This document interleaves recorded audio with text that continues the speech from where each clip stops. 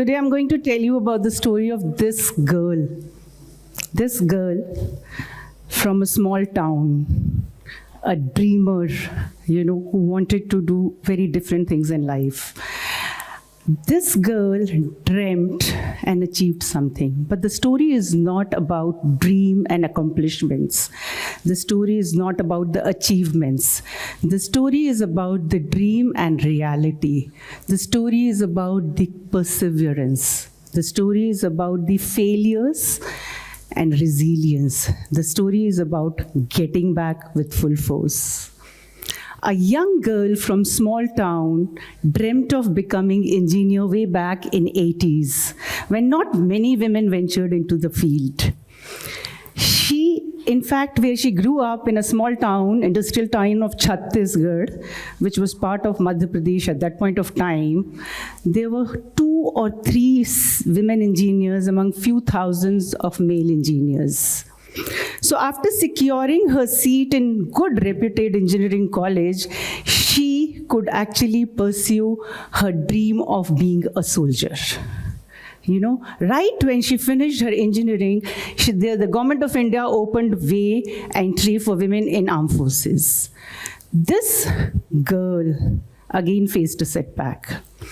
Despite being high on merit, she could not make it to the final list because this girl was underweight. She was medically disqualified. But with the spirit of never giving up, she again came back with full vigor, and this time topping the list. She joined the 2nd course of Women Technical Officers in Indian Air Force. So a young officer who adorned uniform, full of josh, went on to join Indian Air Force and wanted to do whatever she can do. She did all her primary duties, took on extra secondary duties, did Air Force Day parades, and started to pursue her newly discovered passion of adventure sports. She was one of the first few women officers who actually did the para-jumping in PTS Agra. And, after completing her basic and advanced mountaineering courses from Nehru Institute of Mountaineering, Uttarkashi, she went on to lead all Indian Air Force women officers to the peak of Rudugaira, which was 20,000 feet, which is 20,000 feet, which is recorded in International Mountaineering Federation. Thus adding few more firsts to her life. So fast forward her life in Indian Air Force. This is the peak when she did. She is a para jump. She was with the Chief of Indian Air Force, then Air Chief Marshal Tipnis. The fast forward I'm doing because I'm reaching the Kargil conflict. The fast forward in her life and came the Kargil conflict. And I want to read few lines from the diary of this young girl. I quote, she's written in one of the pages, there was an emergency briefing for all officers in the ops room. Feeling like going to Srinagar and working on the forefront, I unquote. I move on to the next pages of her diary where she's writing, Operation Vijay. Kargil was called Operation Vijay, and she's defining in her own terms, that young girl is defining and she's saying, Operation Vijay is going to be a great victory. It's going to be a great victory for my nation, and no matter what, it's going to emerge India a greater and a stronger nation. How pious, her thought process, her innocent heart. And I actually pray to the God that this innocence and this purity of heart, her heart remains as is as she grew in life, So, story is so simple. She wanted to be an engineer, she became engineer. She wanted to be a soldier, she became soldier. Maybe few setbacks here and there, but she achieved whatever she wanted to. But actually it is not so simple, Right from the beginning she knew that she is entering a male bastion. The rules are written by them and life is not going to be easy. She did fight her battles. also faced the gender discrimination. She also faced, problems of washing rooms and changing rooms that you've seen in a lot of Bollywood movies. I mean, in fact, she has to do extra bit to prove herself every time. She has to go extra mile to convince people, and she faced humiliation at times because people laughed at what she was saying. But none of these things even crossed her mind. These were never issues for her. First, she was too focused on her work. Any guesses whose story is this? Yes, it's my story. It was my story, and I let these issues pass by because they were not important for me. There were very many big problems waiting in queue for me. The more challenges were there, Right when Kargil got over and another year of service in Indian Air Force never gave permanent commission to women officers. And indirectly, we were asked to go out of service. So after giving prime of my life to Indian Armed Forces, I was again in the whole big civil world. A new challenge, but with a bigger vigor. I took up that challenge to carve out a place for myself in the whole new civil world. So what happened to my nature? I didn't join any well-established organization. I joined young 2-year-old company, what we call these days a startup. The company appeared very promising. Company had full of great visions, and of course I was given the option of shareholding over a period of time, and I actually started giving more than 100% to this company. I started nurturing it like my own child. Meanwhile, the life has changed. I was married, a new mother, trying to adjust to the demanding job, and a long-distance husband, long-distance marriage, because my husband was in Merchant Navy and most of the time away. Right when I thought things are getting normal and are under control, the company I was working had to be dissolved because there was a major dispute between the partners. I was again jobless. Now, with the months of struggle, I secured another job in a very, very reputed company. In fact, I remember him saying, my interview was on a Skype. At that point of time, we used to have Skype interviews, it just started. And he told me this is the exact profile I want. And the position was All Asia Technical Coordinator. But life threw another curveball on me. My father was diagnosed with a very, very aggressive cancer, and choices were very clear. I stayed back. I didn't join that job. I took care of my father and my 2-year-old son, and that's when, Dad actually didn't survive beyond 5 months, but he fought very bravely. And life was really kind. That's how people said. Perhaps life was kind in its own way, because every challenge that life threw on me, I found the strength and a courage and a compassion that I never knew I had. Every challenge has made me emerge stronger. The corporate life was going on, but somehow it was not giving me the kind of fulfillment, the happiness that I was looking forward to. And that's where the realization dawned upon me that a soldier wanted to do something very, which can contribute to society directly. And that's where I picked up a career in higher education. I started teaching from Punjab Engineering College, Chandigarh.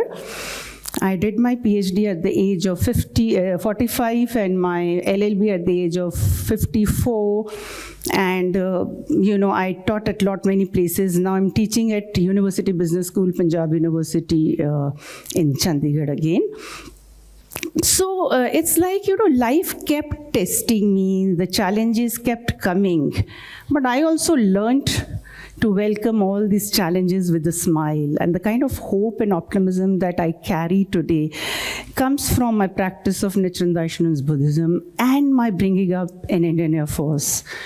So every challenge or every struggle that I faced actually made me stronger. So when I see youth today struggling with the issues like anxiety, panic, stress, or hopelessness, so I really want to help them, or devise a way to help them so that they can overcome these issues, which is very common because it's been now 16 years I am with the youth, I'm handling them, I'm in the higher education for the last 16 years, Drawing from my own experiences and being a professor of management and entrepreneurship, I have tried to define a very fancy word that your generation and the intellects all over are using: innovation. I don't want the word innovation to remain in a fancy speeches and debates. It is something that I want each one of you to practice in your life, because innovation appears to be in lab or in a, all these entrepreneurial or maybe in the art circles.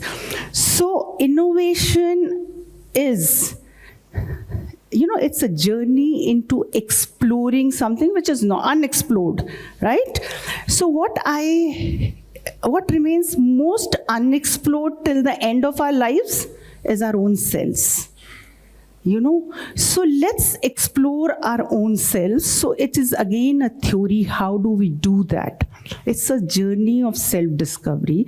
How do we do that? We do that by spending a lot of time with our own selves. We need to do a lot of reflection and introspection, and the best thing that you can do is write your mental struggles. Write what you are going through, so all the clutter that you have in your mind will clear. Writing is a very powerful tool. You have to do it every single day. During Kargil, we were so busy. There was no time.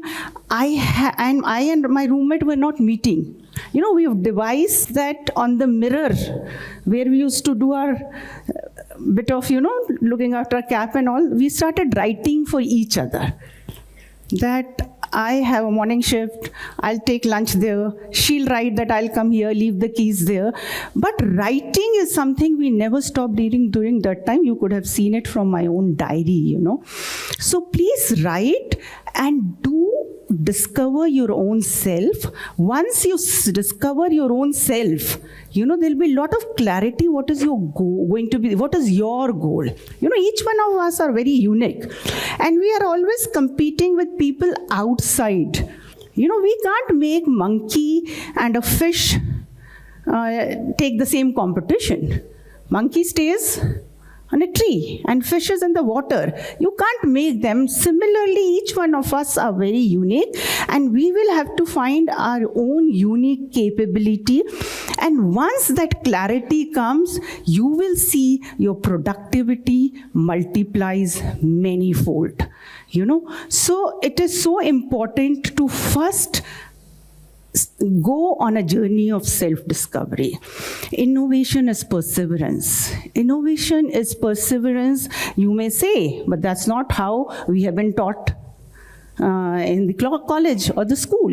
But the point is, it's a perseverance, it's the spirit of never giving up.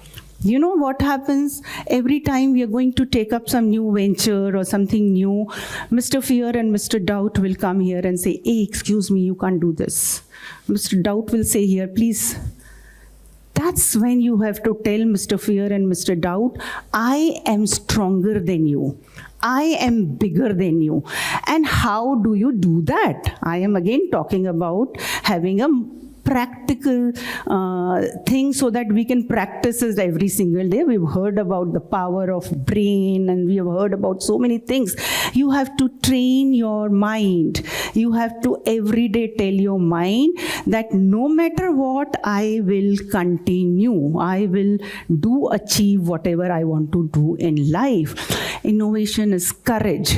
Courage to persevere. Courage to go on the journey of self-discovery. Courage to work hard. Courage to burn the midnight lamps. Courage to draw inspiration from your own environment, to remain motivated all the time.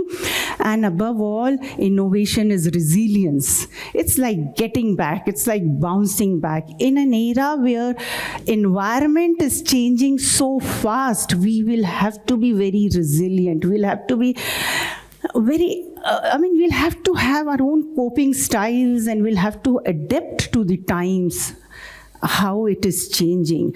So innovation you can practice in your life if you do everything together. All these things, if you do together, then you are innovative in your life. Otherwise, if you say, I've been persevering in something, I've been resilient, it has to be a mix of all these five. Believe me, in my life, I kept moving ahead. I had a lot of setbacks and a lot of challenges, but one thing remained constant. That was my courage to continue and to never stop. And life rewards these kind of people. Let me tell you that I keep getting opportunities at this age. I'm nearing 60. I still get opportunity to contribute in my own areas of expertise. These are some of the assignments that I'm doing, and I'm very excited about the second assignment which I have recently got. I have become a member of the management committee of the Punjab government, where we are going to work on a flood relief and rehabilitation of people, and we are also going to work on drug-free Punjab. And I am looking forward to going to the field and working with all those people who actually need my help. I'm very passionate about my own not-for-profit company, EduRise India, where I work for underprivileged children, and now they have started missing me and I have started missing me. I want to see when the first person get placed, the second child get it. They are the people who have no resources at their home. They are not the people who have even little resources. So life has its own way of opening a path for you, and you have to decide what gives you satisfaction, what gives you that happiness that we have been talking about, and you will able to create that niche for yourself once you truly go on a journey of self-discovery. Ladies and gentlemen, boys and girls, thank you so very much for being such patient. Thank you.